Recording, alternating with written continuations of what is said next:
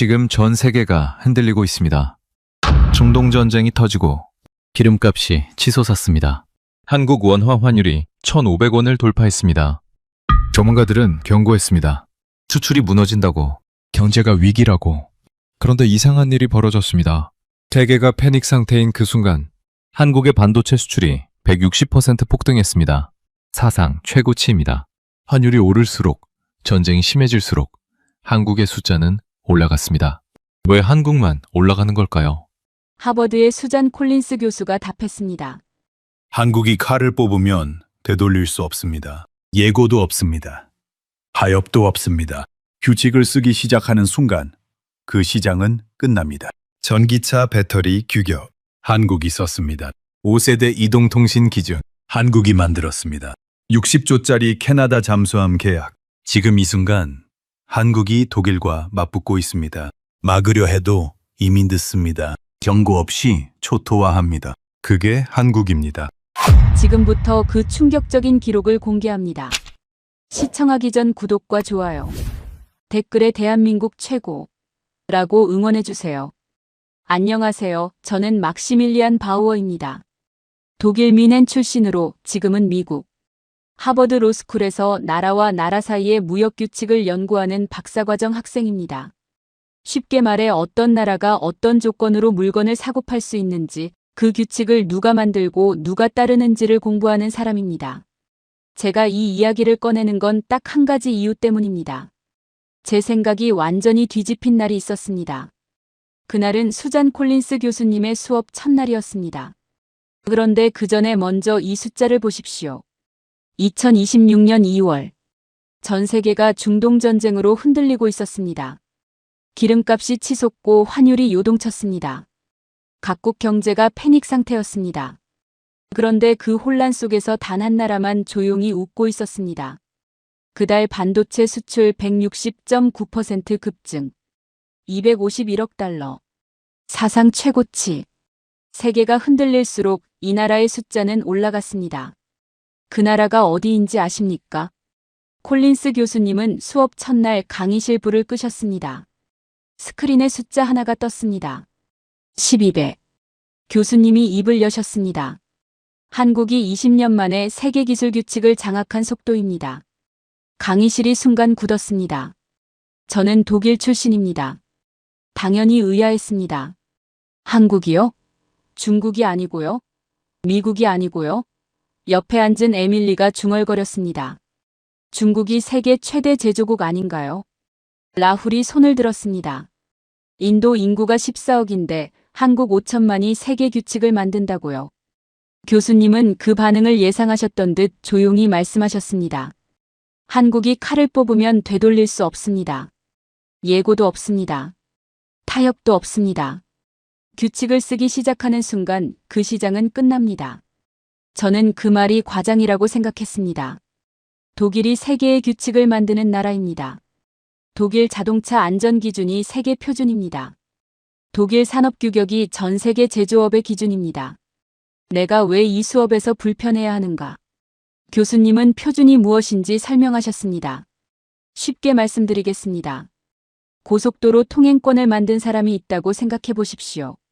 그 고속도로를 지나가려는 모든 차가 그 사람에게 통행료를 냅니다. 하루에 100만 대가 지나가면 100만 번의 통행료가 들어옵니다. 내가 특별히 뭔가를 하지 않아도 그냥 규칙을 만든 사람이라는 이유만으로 기술 표준이 정확히 그겁니다. 라훌이 다시 반박했습니다. 그래도 인구가 작은 나라가 세계 규칙을 만든다는 게 말이 됩니까? 교수님이 고개를 저으셨습니다. 규칙은 인구로 만드는 게 아닙니다. 먼저 치고 나가는 나라가 만드는 겁니다. 에밀리가 또 손을 들었습니다. 교수님, 중국이 곧 따라잡을 텐데요. 지금 중국이 모든 분야에서 엄청난 속도로 성장하고 있잖아요. 교수님이 잠시 멈추셨습니다. 그리고 말씀하셨습니다. 따라잡으면요. 그때 한국은 이미 다음 판으로 가 있습니다. 강의실이 다시 조용해졌습니다. 교수님은 계속하셨습니다. 지금 이 순간에도 한국은 멈추지 않고 있습니다. 5세대 이동통신 표준을 장악한 나라가 이미 6세대 표준 특허 30% 선점을 선언했습니다. 5세대가 전 세계에 다 깔리기도 전에 반도체 슈퍼사이클이 터졌습니다. SK하이닉스 한 회사의 올해 영업이익 전망이 232조 원입니다. 세계가 흔들릴 때 한국만 올라가는 이유가 있습니다. 오늘부터 그 이유를 하나씩 보겠습니다. 저는 노트를 펼쳤습니다. 그런데 손이 멈췄습니다. 교수님이 마지막으로 말씀하셨습니다. 그런데 첫 번째 이야기를 들으면 이 강의실에서 가장 불편해질 사람이 있습니다. 자동차 이야기입니다. 교수님의 시선이 저를 향했습니다.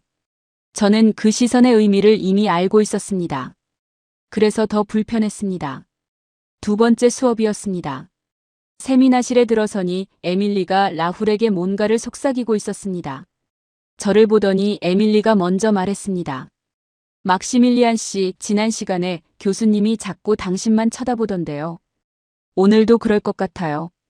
저는 웃어 보이려 했습니다. 잘 되지 않았습니다. 콜린스 교수님은 들어오시자마자 스마트폰을 하나 꺼내셨습니다. 그리고 칠판 위에 올려놓으셨습니다. 이게 오늘 수업의 주제입니다.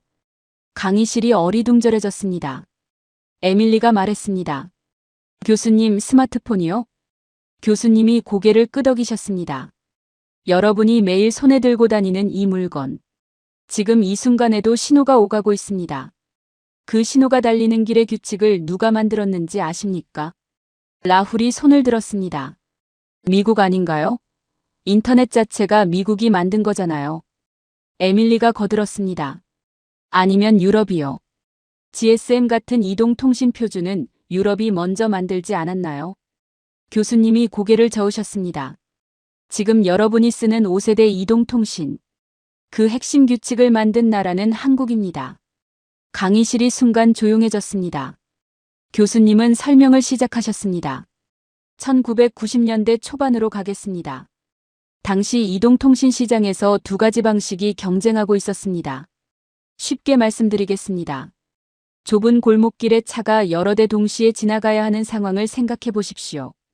차들이 서로 부딪히지 않으면서 동시에 지나갈 수 있는 교통 시스템을 만들어야 합니다. 유럽이 밀던 방식이 있었고 CDMA라는 새로운 방식이 있었습니다. CDMA는 더 많은 차가 더 원활하게 지나갈 수 있었습니다.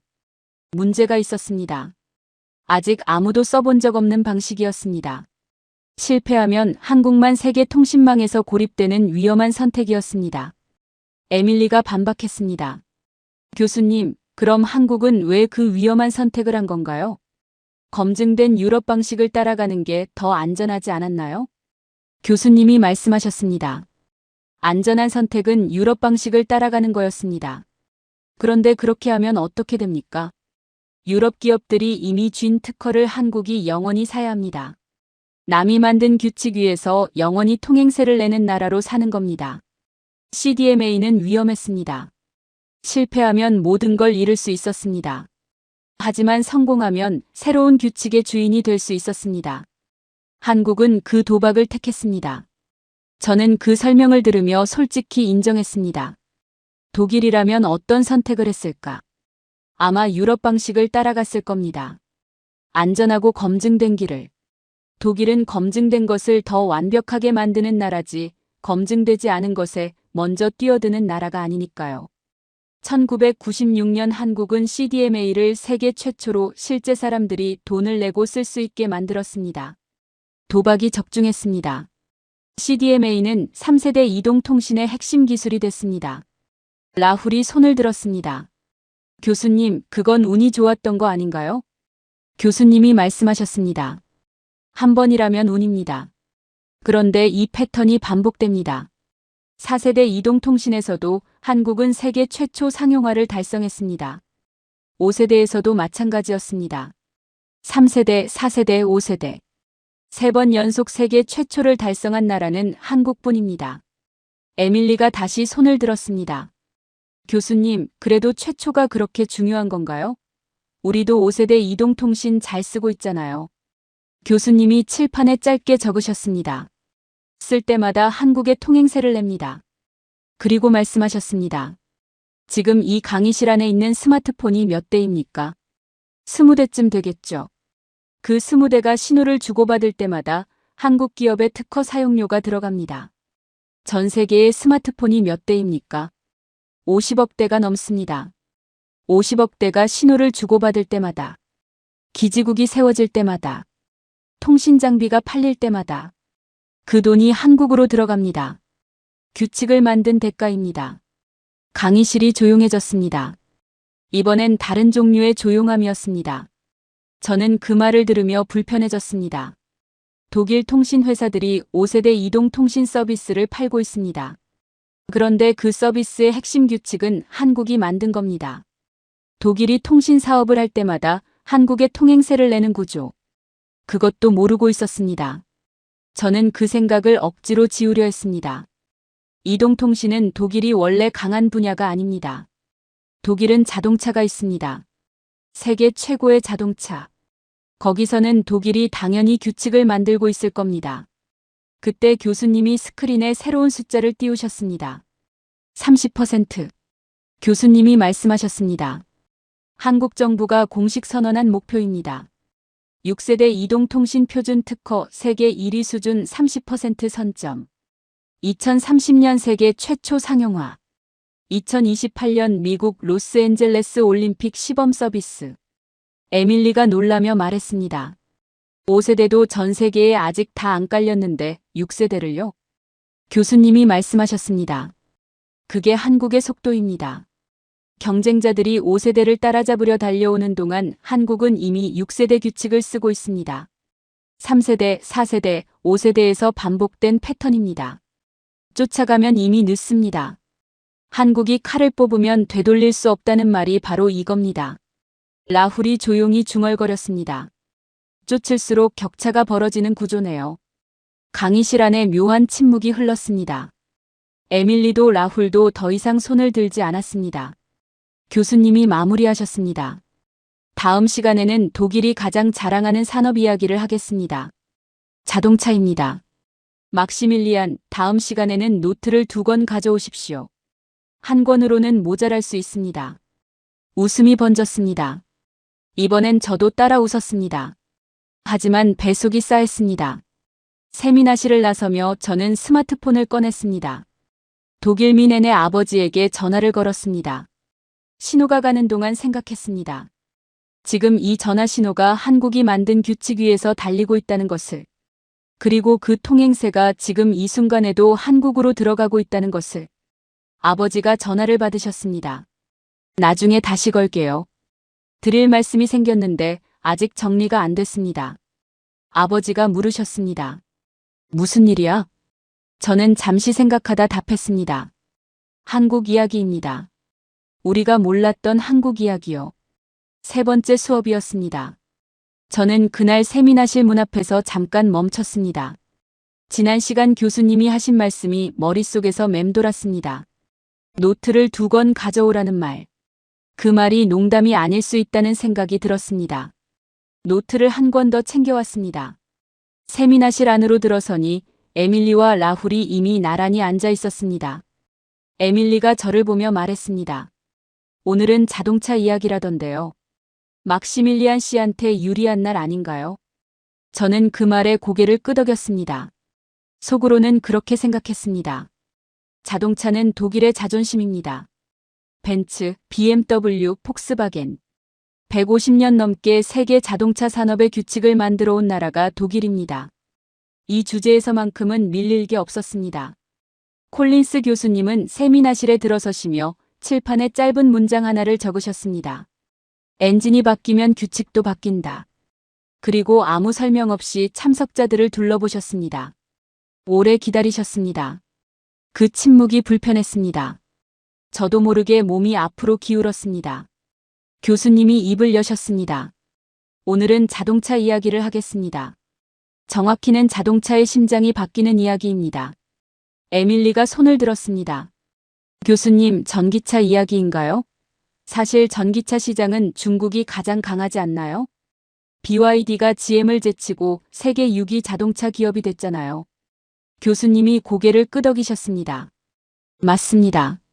전기차 판매량에서 중국은 엄청납니다. 그런데 오늘 우리가 볼 건 전기차를 얼마나 많이 파느냐가 아닙니다. 전기차 심장인 배터리의 규격을 누가 정하느냐입니다. 이 두 가지는 완전히 다른 이야기입니다. 교수님은 배경 설명을 하셨습니다. 150년간 자동차를 움직여온 기름 엔진이 전기 모터로 바뀌고 있습니다. 이 변화는 단순히 엔진이 바뀌는 게 아닙니다. 자동차 산업의 권력이 통째로 이동하는 겁니다. 기름 엔진 시대에는 엔진 기술을 잘 만드는 나라가 자동차를 지배했습니다.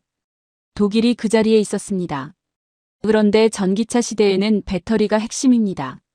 그리고 더 중요한 것은 그 배터리의 규격, 즉 크기와 모양과 충전 방식을 누가 먼저 정하느냐입니다. 라훌이 끼어들었습니다. 교수님, 배터리는 중국 CATL이 세계 1위 아닌가요? 교수님이 답하셨습니다. 생산량은 맞습니다. 그런데 많이 만드는 것과 규격을 만드는 건 완전히 다른 이야기입니다. 쉽게 말씀드리겠습니다. 아파트를 지을 때 벽돌 크기가 정해져 있어야 모든 건물을 같은 방식으로 지을 수 있습니다. 배터리도 마찬가지입니다. 배터리 셀의 크기, 연결 방식, 충전 규격. 이 규격을 누가 먼저 정하느냐에 따라 시장의 주도권이 결정됩니다. 그리고 이 규격 경쟁에서 주도권을 쥔 나라는 어디일까요? 저는 속으로 중국이라고 생각했습니다. 가장 많이 만들면 규격도 따라오는 게 자연스럽다고 생각했으니까요.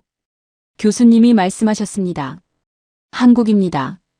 저는 펜을 멈췄습니다. 교수님은 설명을 이어가셨습니다.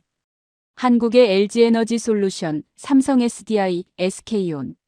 이 세 회사가 전기차 배터리 시장에서 세계 상위권을 차지하고 있습니다.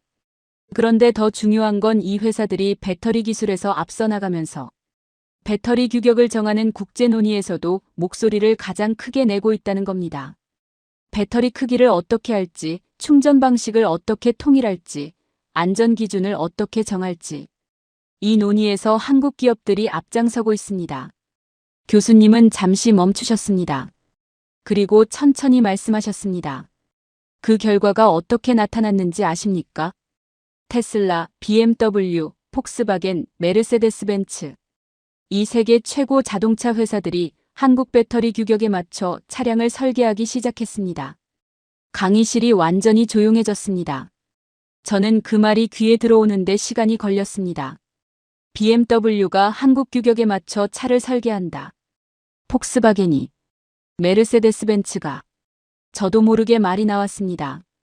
교수님, 잠깐만요. 교수님이 저를 바라보셨습니다. 저는 말을 골랐습니다. 그건 단순히 배터리를 공급받는 관계 아닌가요? 좋은 배터리를 사서 쓰는 것과 규격을 따르는 건 다른 이야기 아닌가요? 교수님이 잠시 기다리셨습니다. 그리고 말씀하셨습니다. 좋은 반박입니다. 쉽게 비유해 드리겠습니다. 아파트를 먼저 짓고 나중에 냉장고 크기를 바꾸려면 부엌을 통째로 뜯어야 합니다. 자동차도 똑같습니다. BMW가 한국 배터리 규격에 맞춰 전기차 플랫폼을 설계했습니다. 이제 그 규격을 바꾸려면 차 전체 설계를 다시 해야 합니다. 공장을 바꿔야 합니다. 공급망을 바꿔야 합니다. 사실상 불가능한 일입니다. 단순히 배터리를 사는 관계가 아닙니다. 한국 규격에 묶인 겁니다. 저는 더 이상 반박하지 못했습니다. 에밀리가 구원을 해주듯 손을 들었습니다. 교수님, 그래도 유럽이 자체 배터리 산업을 키우면 되지 않나요? 노스볼트 같은 유럽 배터리 기업들이 있잖아요. 교수님이 잠시 멈추셨습니다. 노스볼트. 스웨덴의 배터리 기업입니다. 유럽의 희망이었습니다. 거액의 투자를 받았습니다. 유럽이 한국을 이길 수 있다는 기대를 받았습니다. 그런데 2024년 파산 신청을 했습니다. 한국 배터리 기업들의 기술력과 가격 경쟁력을 따라잡지 못했습니다. 강의실이 다시 무거워졌습니다. 이번엔 에밀리도 조용했습니다. 라훌도 손을 들지 않았습니다. 저는 노트를 내려다봤습니다. 아무것도 적혀 있지 않았습니다. 지난 몇 분 동안 한 글자도 쓰지 못했습니다. 교수님이 말씀을 이어가셨습니다. 그런데 한 가지 더 있습니다. 한국은 지금 여기서 멈추지 않고 있습니다. 지금 한국은 차세대 배터리 개발에서 이미 앞서가고 있습니다. 전고체 배터리라는 겁니다. 쉽게 말씀드리면 지금 배터리는 안에 액체가 들어 있습니다. 그 액체가 새거나 과열되면 위험합니다. 전고체 배터리는 그 액체를 고체로 바꾼 겁니다. 훨씬 안전하고 한 번 충전으로 더 오래 달릴 수 있습니다. 독일이 지금 배터리 기술을 따라잡으려 달려오는 그 순간 한국은 이미 차세대 배터리의 규격을 만들고 있을 겁니다. 라훌이 조용히 중얼거렸습니다. 쫓아가면 이미 늦는다는 게 이런 건가요? 교수님이 고개를 끄덕이셨습니다. 정확합니다. 저는 두 번째 노트를 꺼냈습니다. 교수님이 두 권을 가져오라고 했던 이유를 이제야 알 것 같았습니다. 첫 번째 노트에는 사실을 적었습니다. 두 번째 노트에는 제 생각을 적기 시작했습니다. 독일이 완벽하게 만드는 동안 한국은 다음 판의 규칙을 먼저 썼다. 교수님이 마무리하셨습니다. 그런데 막시밀리안, 독일이 한때 세계 최고였던 또 다른 분야가 있습니다. 배를 만드는 기술입니다. 독일은 한때 세계 최고의 조선국이었습니다. 지금은 어떤지 아십니까? 그리고 그 바다의 새로운 규칙을 누가 쓰고 있는지. 다음 시간에 보겠습니다.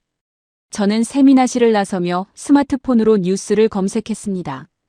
독일 자동차 전기차 배터리. 기사들이 쏟아졌습니다. 폭스바겐 배터리 공장 투자 난항.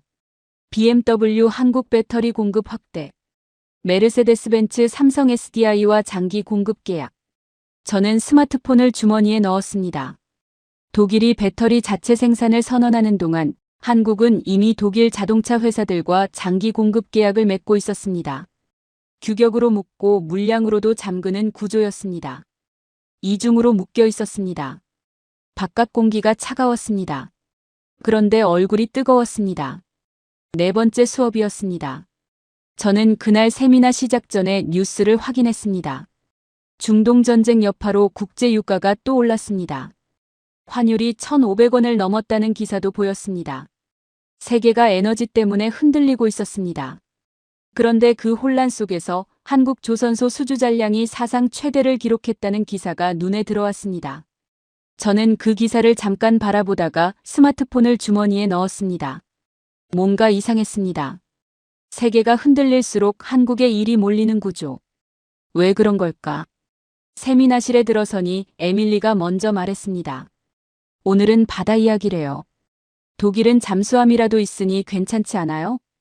저는 억지로 고개를 끄덕였습니다. 잠수함. 그게 전부였습니다. 독일 조선업의 현실을 저는 이미 검색해서 알고 있었습니다. 콜린스 교수님이 들어오시며 스크린에 사진 하나를 띄우셨습니다. 거대한 배였습니다. 옆에 작은 건물들이 개미처럼 보였습니다. 이게 뭔지 아십니까? 라훌이 답했습니다. 아주 큰 배요. 교수님이 고개를 끄덕이셨습니다. LNG 운반선입니다. 천연가스를 영하 163도로 냉각해 액체로 만들어 운반하는 배입니다. 그 온도가 얼마나 낮은지 감이 잡히십니까? 냉동고가 보통 영하 18도입니다. 그것보다 9배 더 차갑습니다. 그 온도를 유지하면서 수만 킬로미터를 안전하게 항해합니다. 세계에서 이 배를 제대로 만들 수 있는 나라는 사실상 한국뿐입니다. 에밀리가 손을 들었습니다. 교수님, 지금 중동전쟁으로 에너지 시장이 완전히 흔들리고 있잖아요. 그게 한국이랑 관계가 있나요? 교수님이 말씀하셨습니다. 아주 직접적인 관계가 있습니다. 지금 유럽과 아시아 국가들이 중동 의존도를 줄이려 합니다. 미국, 호주, 카타르에서 천연가스를 사오려 합니다. 그런데 그 천연가스를 실어 나를 배가 필요합니다. 세계가 흔들릴수록 LNG 운반선 수요가 폭증합니다. 그 배를 만들 수 있는 나라가 어디입니까? 지금 이 순간 한국 조선소에 주문이 몰리고 있습니다. 수주 잔량이 사상 최대입니다. 세계가 흔들릴수록 한국이 더 필요해지는 구조입니다. 라훌이 말했습니다. 위기가 오히려 한국에는 기회군요. 교수님이 고개를 끄덕이셨습니다. 공급망의 핵심을 장악한 나라의 힘입니다. 없어서는 안 되는 자리를 차지하면 세상이 흔들릴수록 오히려 강해집니다. 교수님은 말씀을 이어가셨습니다. 그런데 오늘 제가 하려는 진짜 이야기는 따로 있습니다. 한국이 배를 잘 만드는 것, 그건 이미 알려진 사실입니다. 오늘 제가 보여드리려는 건 한국이 그 다음 단계로 넘어가고 있다는 겁니다. 교수님이 스크린을 바꾸셨습니다. 새로운 단어가 떴습니다. 친환경 선박 국제 안전 기준. 교수님이 말씀하셨습니다. 지금 세계 바다가 바뀌고 있습니다. 2050년까지 배에서 나오는 탄소 배출을 사실상 없애야 합니다. 그 말은 기름으로 달리는 배들이 수소나 암모니아 같은 친환경 연료로 바꿔야 한다는 뜻입니다. 그런데 이 연료들은 다루기가 극도로 까다롭습니다. 암모니아는 독성이 있고 수소는 폭발 위험이 있습니다.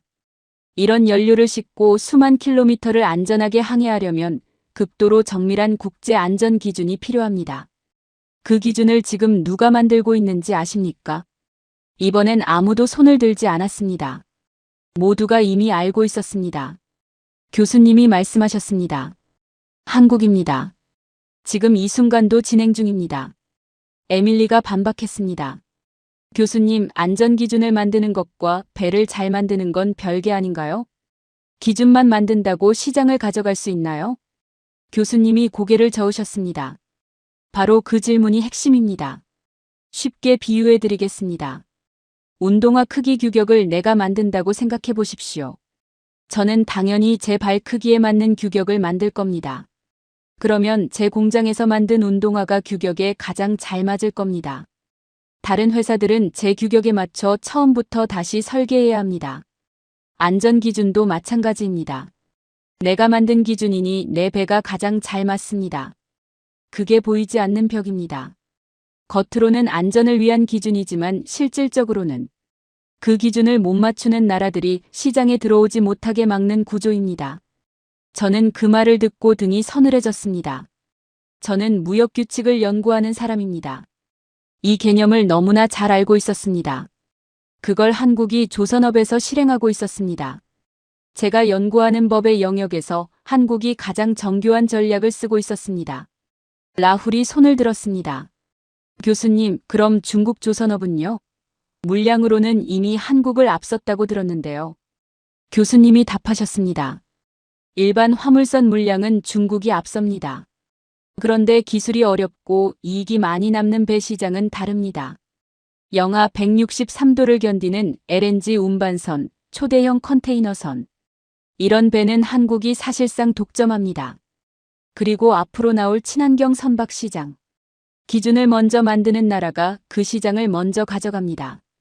중국이 일반 화물선을 많이 만드는 동안 한국은 고부가 가치 선박을 독점하고 다음 시장의 기준까지 만들고 있습니다. 저는 손을 들었습니다.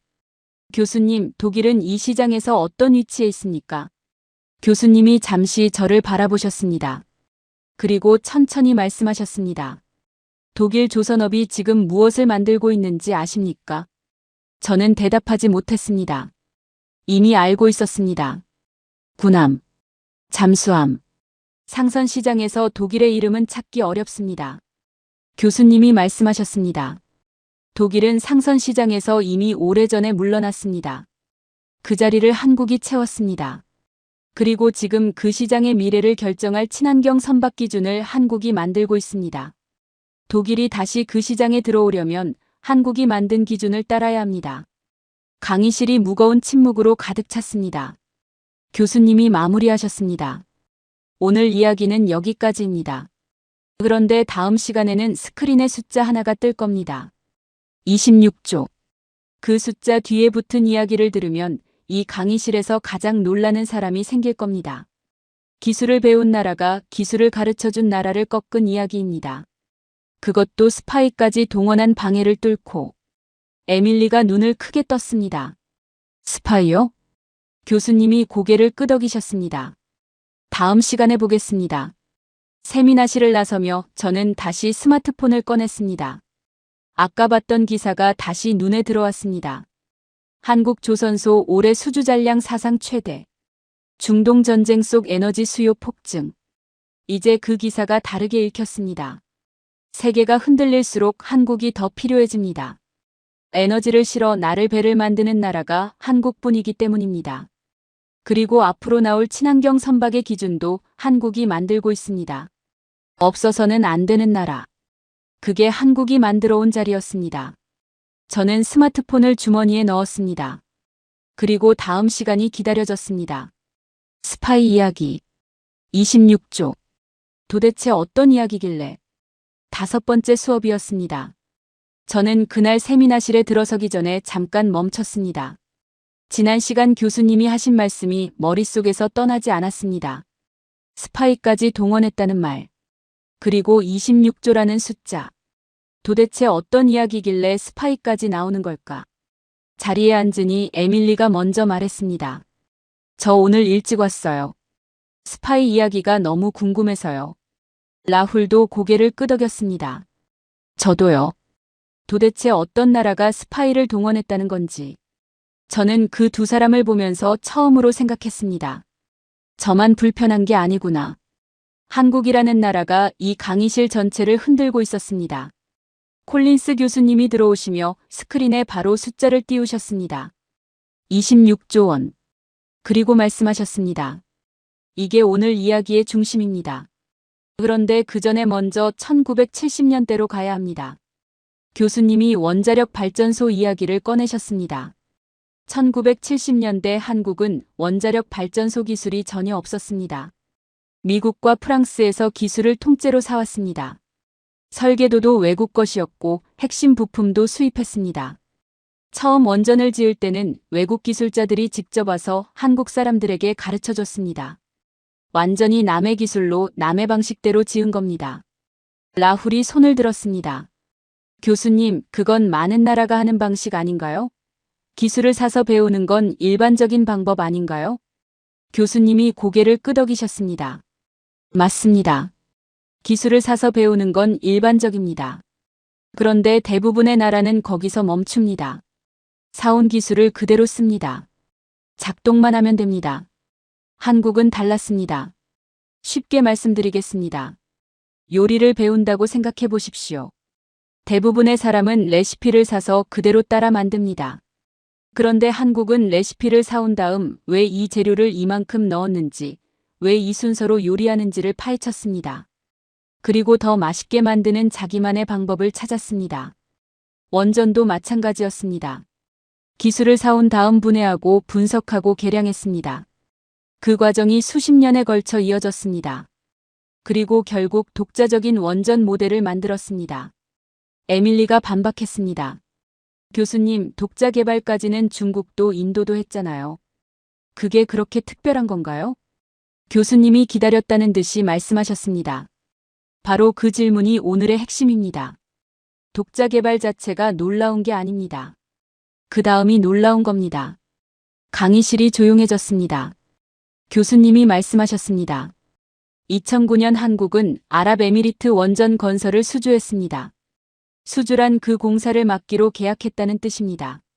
그 경쟁에서 한국이 이겨야 했던 나라들이 어디였는지 아십니까? 미국, 프랑스, 일본이었습니다. 한국에게 처음에 기술을 가르쳐준 나라들입니다. 한국은 그 나라들을 모두 이겼습니다. 강의실 여기저기서 웅성거리는 소리가 났습니다. 저는 그 대목에서 펜을 멈췄습니다. 기술을 배운 나라가 기술을 가르쳐준 나라를 이겼습니다. 제자가 스승을 이긴 겁니다. 그것도 세계 최강국들을 한꺼번에. 교수님은 말씀을 이어가셨습니다. 그런데 더 놀라운 일이 최근에 있었습니다. 스크린의 숫자를 다시 보십시오. 26조 원. 2025년 6월 유럽에서 조용하지만 세계를 뒤흔든 계약이 하나 체결됐습니다. 체코 정부가 새 원자력 발전소 2기를 짓기로 했습니다. 두코반이라는 곳입니다. 그 공사를 맡을 나라로 한국을 선택했습니다. 체코 현대사에서 가장 큰 단일 공사였습니다. 에밀리가 손을 들었습니다. 교수님, 이번에도 프랑스와 경쟁한 건가요? 교수님이 답하셨습니다. 맞습니다. 그런데 이번엔 단순한 경쟁이 아니었습니다. 프랑스가 한국이 이기는 것을 막으려고 온갖 방법을 동원했습니다. 법원에 소송을 냈습니다. 체코 반독점 당국에 진정을 넣었습니다. 계약을 못하게 막아달라는 가처분 신청까지 했습니다. 계약서에 사인하기 하루 전날 법원이 계약을 멈추라는 결정을 내리는 일까지 있었습니다. 라훌이 앞으로 몸을 기울였습니다. 그래서 스파이는요? 교수님이 고개를 끄덕이셨습니다. 나중에 밝혀진 사실인데 프랑스 정보기관 요원들이 동원됐습니다. 쉽게 말해 스파이들이 체코 관료들을 포섭하고 한국에 불리한 여론을 만들려 했습니다. 에밀리가 놀라며 말했습니다. 프랑스가요? 유럽 선진국이 스파이를 동원했다고요? 교수님이 답하셨습니다. 스파이까지 동원했습니다. 그래도 한국이 이겼습니다. 상급법원이 가처분을 뒤집었고 결국 계약서에 사인이 이뤄졌습니다. 강의실이 완전히 얼어붙었습니다. 저는 그 대목에서 등이 서늘해졌습니다. 프랑스가 스파이까지 동원했다는 건 그만큼 절박했다는 뜻입니다. 기술을 가르쳐준 나라가 배운 나라에게 밀리는 게 두려워서 스파이를 보냈습니다. 그런데도 졌습니다. 교수님이 말씀하셨습니다. 그런데 막시밀리안, 체코 원전 이야기에서 가장 중요한 부분이 따로 있습니다. 단순히 한국이 원전을 지어주는 게 아닙니다. 한국식 원전 방식이 유럽 땅에 뿌리내리는 겁니다. 저는 그 말에 몸이 앞으로 기울었습니다. 교수님이 계속하셨습니다. 쉽게 말씀드리겠습니다. 처음 집을 지을 때 특정 방식으로 지으면 나중에 고치거나 늘릴 때도 그 방식을 따라야 합니다. 다른 방식으로 바꾸려면 집을 통째로 뜯어야 합니다. 원전도 마찬가지입니다. 체코가 한국 방식으로 원전을 지은 순간 앞으로 수십 년간 수리하고 개량하는 모든 과정이 한국 방식으로 이루어집니다. 한국이 만든 기준을 따르게 됩니다. 그리고 체코 옆 유럽 나라들이 새 원전을 지을 때 체코 사례를 봅니다. 한국 방식이 유럽으로 퍼져나가는 시작점이 된 겁니다. 저는 무역 규칙을 연구하는 사람으로서 그 의미를 즉각 이해했습니다. 원전 방식을 수출한다는 건 단순한 공사를 맡는 게 아닙니다. 그 나라의 에너지 시스템 전체를 한국 방식으로 묶어놓는 겁니다. 수십 년간의 의존 관계가 만들어집니다. 한번 묶이면 빠져나오기 어렵습니다. 에밀리가 조심스럽게 손을 들었습니다. 교수님, 그럼 중국도 원전을 수출하고 있지 않나요? 한국만의 이야기는 아니지 않나요? 교수님이 말씀하셨습니다. 중국도 원전을 수출합니다. 그런데 중요한 차이가 있습니다. 중국 원전은 주로 중국과 가까운 나라들, 중국의 영향권 안에 있는 나라들에 들어갑니다. 한국은 유럽 한가운데, 그것도 프랑스와 미국을 꺾고 들어갔습니다. 그 상징적 의미가 다릅니다. 그리고 한국 정부는 체코에서 멈추지 않겠다고 선언했습니다. 중동, 유럽, 동남아시아에서 신규 원전 수주 활동을 계속 늘리고 있습니다. 라훌이 조용히 말했습니다. 원전 하나를 수주할 때마다 한국 방식이 그 나라에 뿌리내리는 거군요. 교수님이 고개를 끄덕이셨습니다. 정확합니다. 강의실이 무거워졌습니다. 처음 수업 때 한국을 무시했던 에밀리와 라훌이 이제는 조용히 노트에 뭔가를 받아 적고 있었습니다. 교수님이 마지막으로 말씀하셨습니다. 다음 시간에는 이 모든 이야기에서 한국의 가장 강력한 경쟁자가 누구인지 보겠습니다. 미국도 중국도 아닙니다. 교수님은 잠시 멈추셨습니다. 그리고 저를 바라보셨습니다. 막시밀리안, 당신은 이미 알고 있을 겁니다. 저는 고개를 끄덕였습니다. 알고 있었습니다. 그래서 더 불편했습니다. 세미나실을 나서며 저는 오래전 독일에서 읽었던 문장 하나가 떠올랐습니다. 독일 경제학자가 쓴 글이었습니다. 우리가 가장 경계해야 할 경쟁자는 우리와 완전히 다른 나라가 아니라 우리가 잘하는 것을 더 빠르게 잘하는 나라다. 그때는 그 말이 추상적으로 들렸습니다. 지금은 달랐습니다. 그 나라의 이름이 보였습니다. 6번째 수업이었습니다. 저는 그날 세미나실로 걸어가면서 지난 5번의 수업을 머릿속으로 되감았습니다. 이동통신 표준 특허, 전기차 배터리 규격, 친환경 선박 안전 기준, 체코 원전 26조 계약. 하나씩 꺼낼 때마다 같은 나라 이름이 나왔습니다. 한국. 그런데 이상한 생각이 들었습니다. 이 나라는 도대체 어디서 시작했는가? 저는 전날 밤 검색을 해봤습니다. 1950년대 한국. 사진들이 나왔습니다. 전쟁의 전에 무너진 건물들, 피난민들. 당시 한국의 1인당 국민소득은 아프리카 일부 나라보다 낮았습니다. 밥 한 끼 먹기도 어려운 나라였습니다. 그 나라가 70년 만에 세계의 기술 기준을 만드는 나라가 됐습니다. 어떻게 가능했을까요? 그리고 더 중요한 질문. 왜 한국만 됐을까요? 콜린스 교수님은 세미나실에 들어서시며 칠판에 연도 3개를 나란히 적으셨습니다. 1997년, 2008년, 2019년. 그리고 말씀하셨습니다. 국가의 진짜 성격은 잘 나가는 시절에 드러나지 않습니다. 위기가 왔을 때 드러납니다. 오늘은 한국이 3번의 벼랑 끝에서 어떤 선택을 했는지 보겠습니다. 라훌이 손을 들었습니다. 교수님, 한국도 위기를 겪었나요? 지금까지 이야기를 들으면 한국은 항상 잘 된 것 같은데요. 교수님이 고개를 저으셨습니다. 항상 잘 된 게 아닙니다. 3번 벼랑 끝에 섰습니다. 그런데 3번 다 다른 선택을 했습니다. 그게 오늘 이야기입니다. 교수님은 첫 번째 연도부터 시작하셨습니다. 1997년입니다. 당시 한국은 나라의 달러가 바닥났습니다. 쉽게 말씀드리겠습니다. 여러분이 가게를 운영하는데 거스름 돈이 완전히 떨어진 상황입니다. 물건을 팔고 싶어도 거스름 돈을 줄 수가 없습니다. 나라도 마찬가지입니다. 외국에서 물건을 사오려면 달러가 필요한데 그 달러가 바닥난 겁니다. 국가부도 직전이었습니다. 결국 한국은 국제통화기금에 손을 벌려야 했습니다. 국제통화기금이란 돈이 부족한 나라에 긴급 자금을 빌려주는 국제기구입니다. 단 조건이 있었습니다. 우리가 요구하는 대로 경제구조를 바꾸라는 것이었습니다. 에밀리가 물었습니다. 교수님, 그 조건이 어떤 건가요? 교수님이 답하셨습니다. 부실 기업을 과감하게 정리하고 은행 체계를 뜯어고치고 해고를 더 쉽게 할 수 있도록 하라는 거였습니다. 대부분의 나라는 이런 상황에서 2가지 중 하나를 선택합니다. 조건을 그대로 따르거나 거부하고 버티거나. 한국은 제3의 길을 택했습니다. 조건을 수용하되 무엇을 살리고 무엇을 정리할지는 한국이 직접 결정했습니다. 교수님은 설명을 이어가셨습니다. 반도체, 자동차, 조선.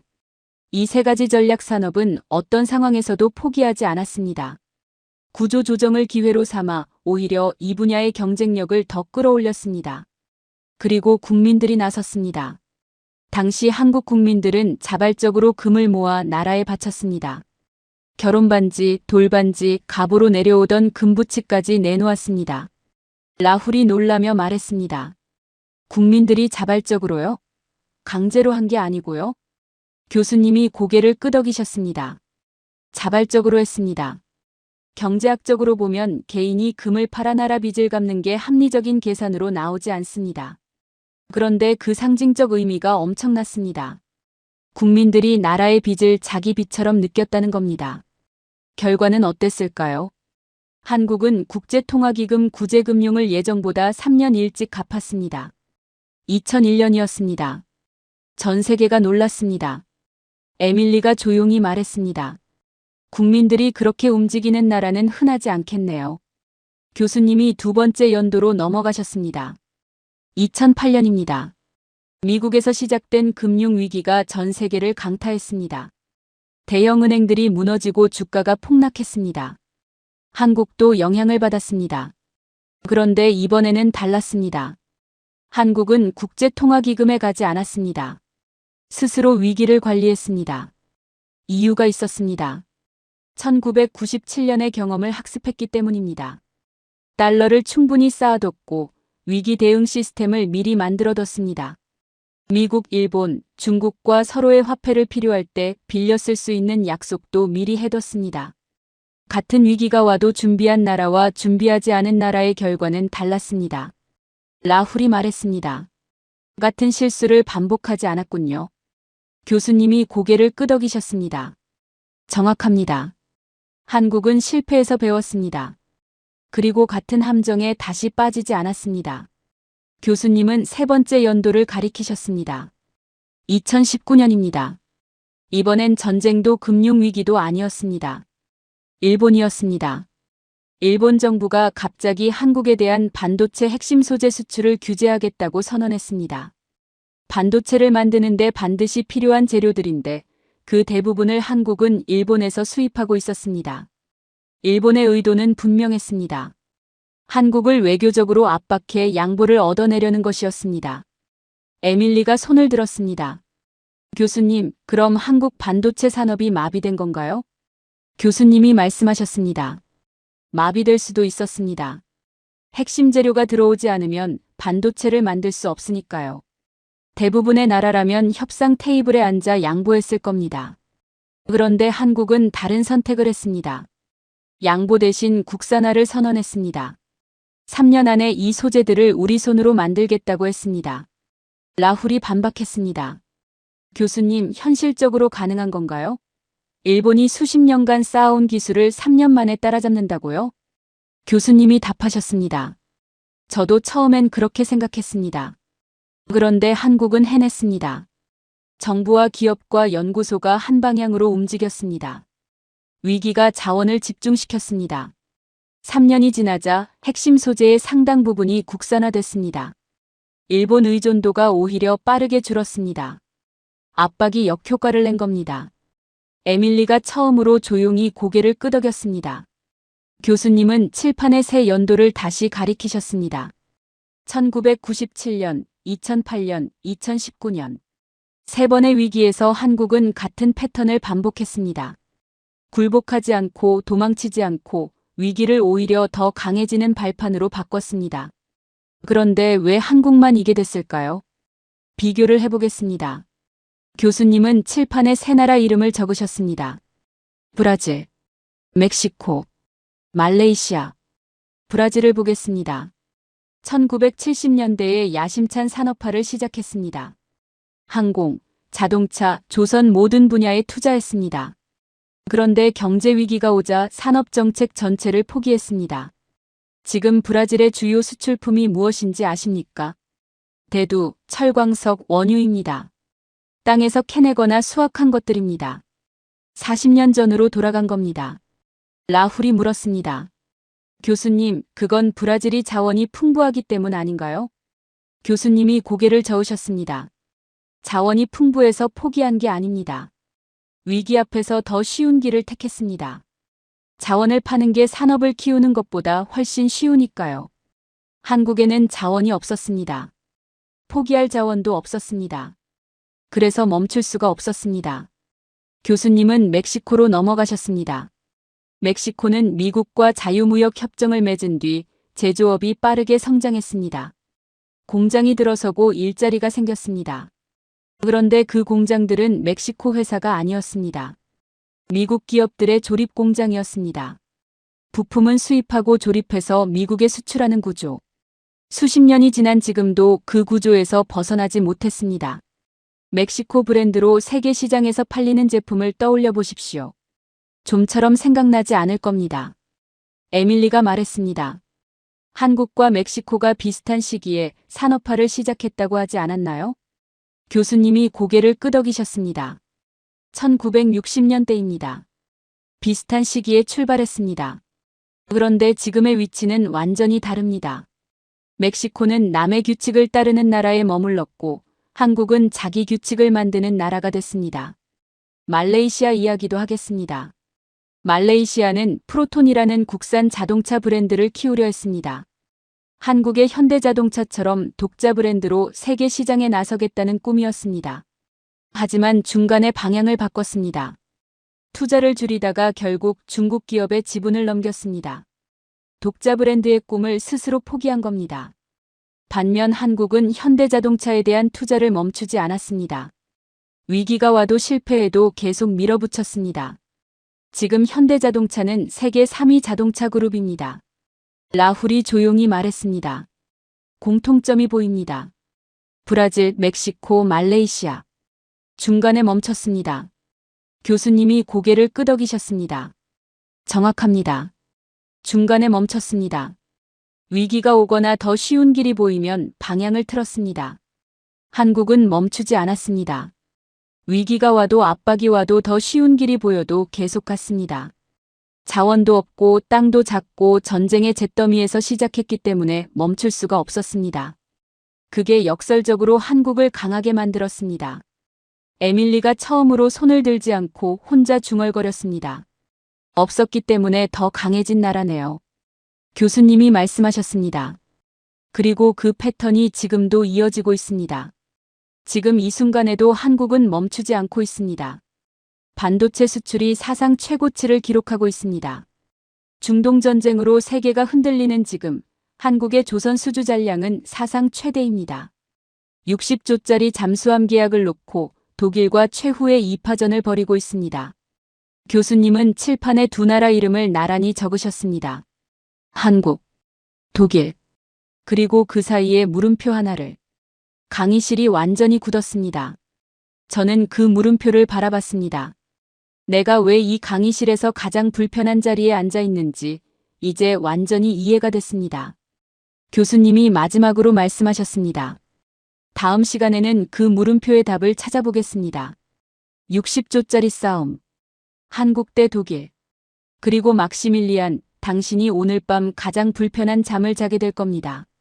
저는 세미나실을 나서며 한참을 걷지 못했습니다. 복도 벽에 기대어 섰습니다.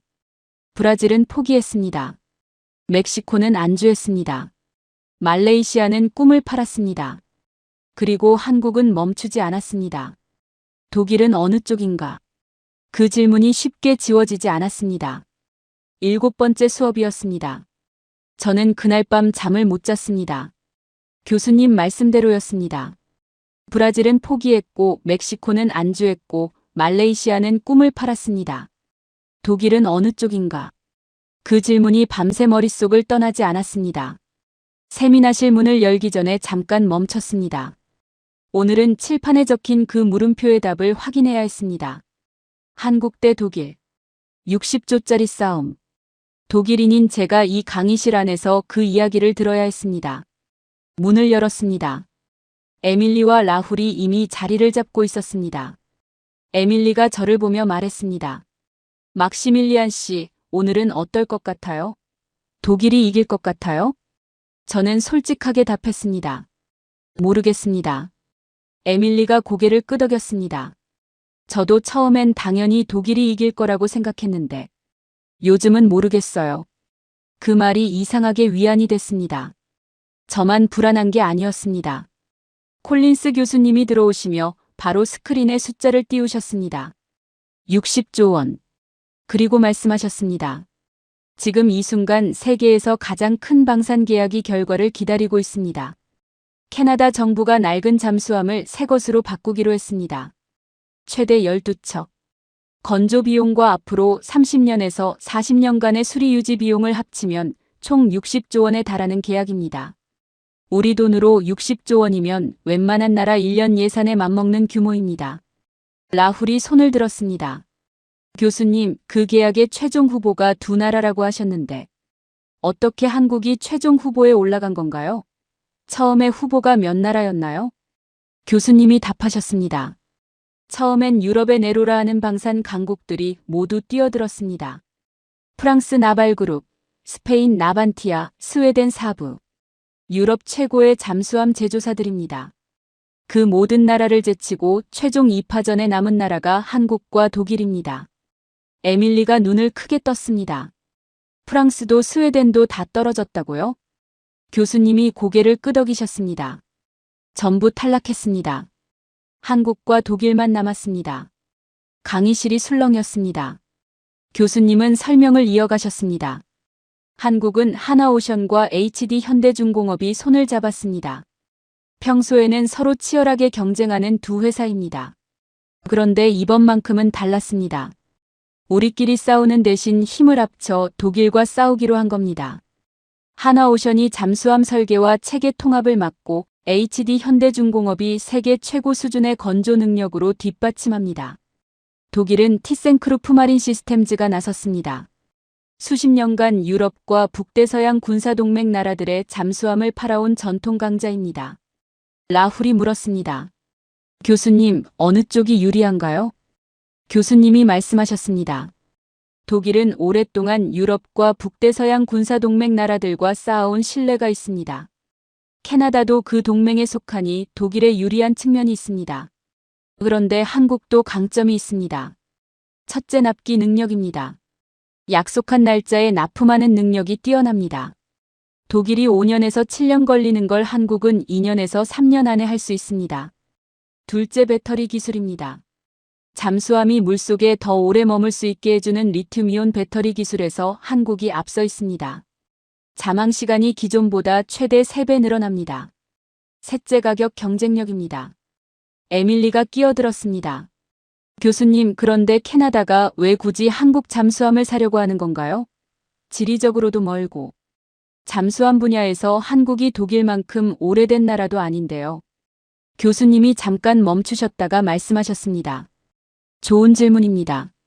캐나다가 한국에 관심을 갖는 이유가 있습니다. 지금 세계가 흔들리고 있습니다. 중동 전쟁, 에너지 위기, 공급망 불안.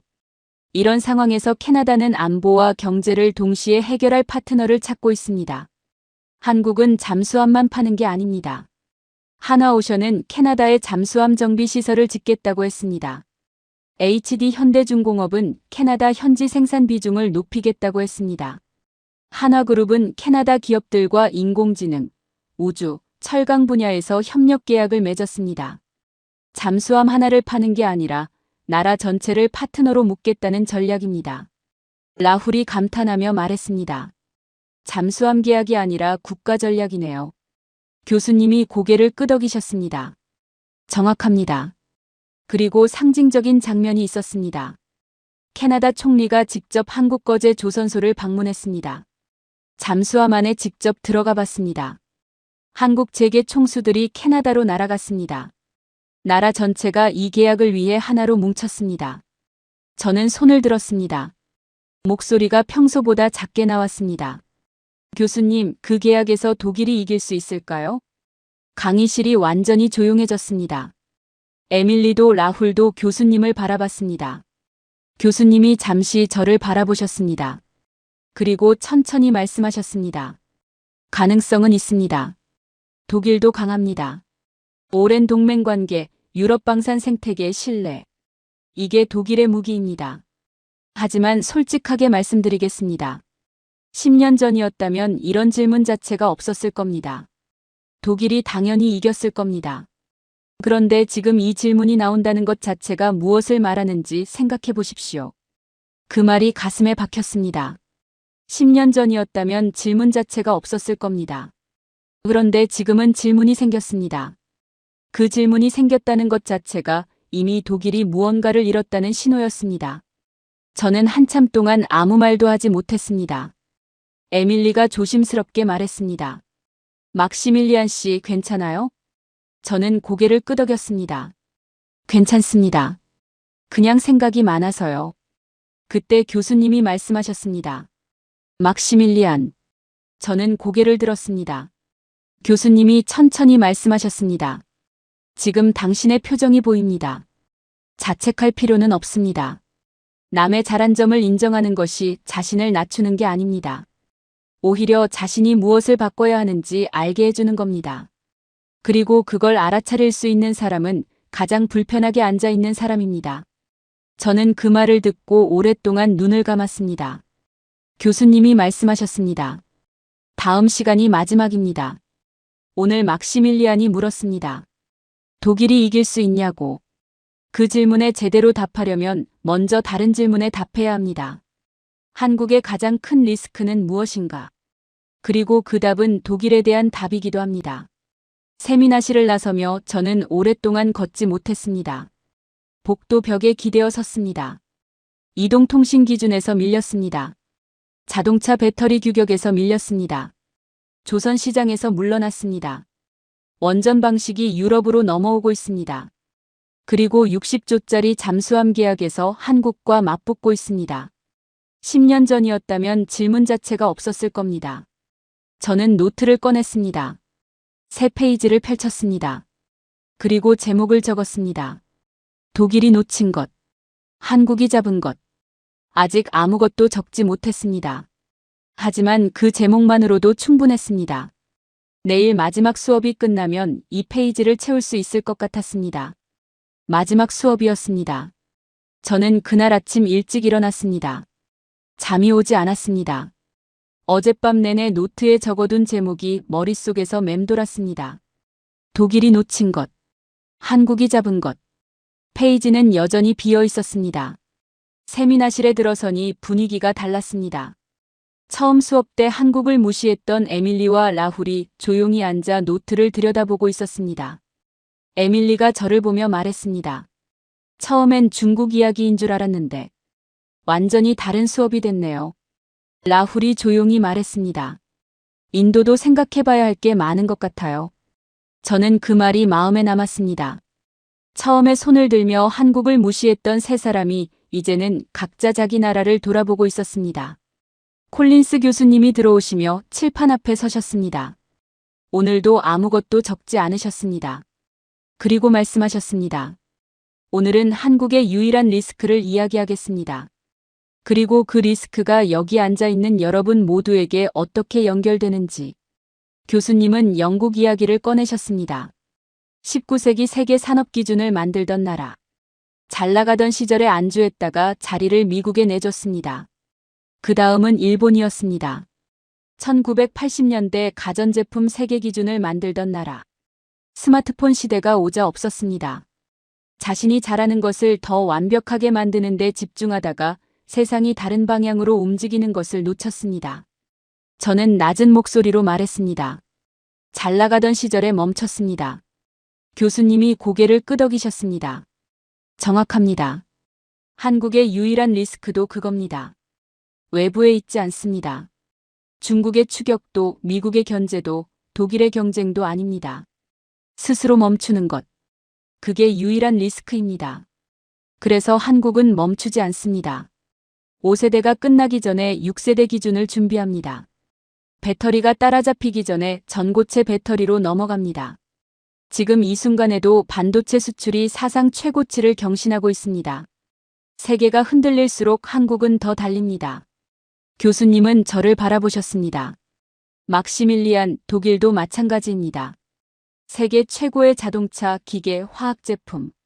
그 자부심은 정당합니다. 그런데 그 판이 바뀌고 있습니다. 전기차 배터리 규격을 한국이 만들고 있습니다. 5세대 이동통신 기준을 한국이 쥐고 있습니다. 독일의 리스크는 외부에 있지 않습니다. 잘 나가는 지금 이 순간에 멈추는 것이 독일의 리스크입니다. 교수님이 마지막으로 말씀하셨습니다. 한국을 이해하고 싶다면 제품을 보지 마십시오.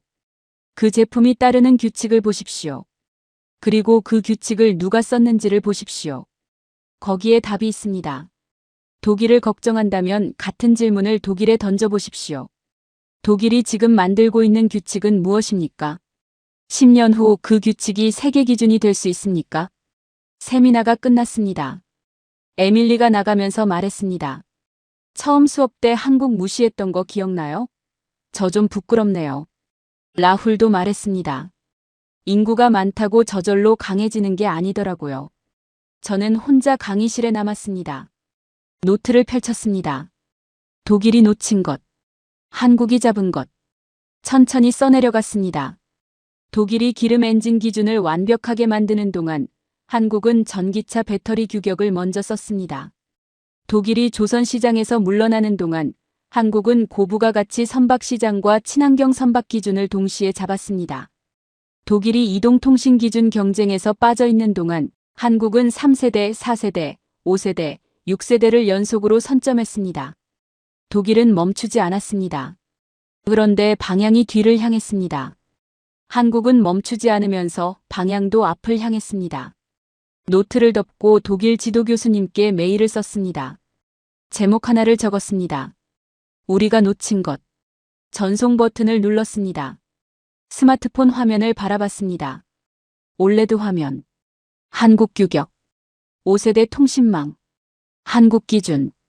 배터리. 한국 방식. 그 질문이 더 이상 두렵지 않았습니다. 이제는 답을 찾아야 할 질문이었습니다. 걸어가면서 생각했습니다. 한국은 규칙을 따르던 나라에서 규칙을 쓰는 나라가 됐습니다. 70년이었습니다. 소리 없이, 그러나 단 한 번도 멈추지 않고. 독일도 할 수 있습니다. 단 멈추지 않아야 합니다. 끝까지 시청해 주셔서 감사합니다.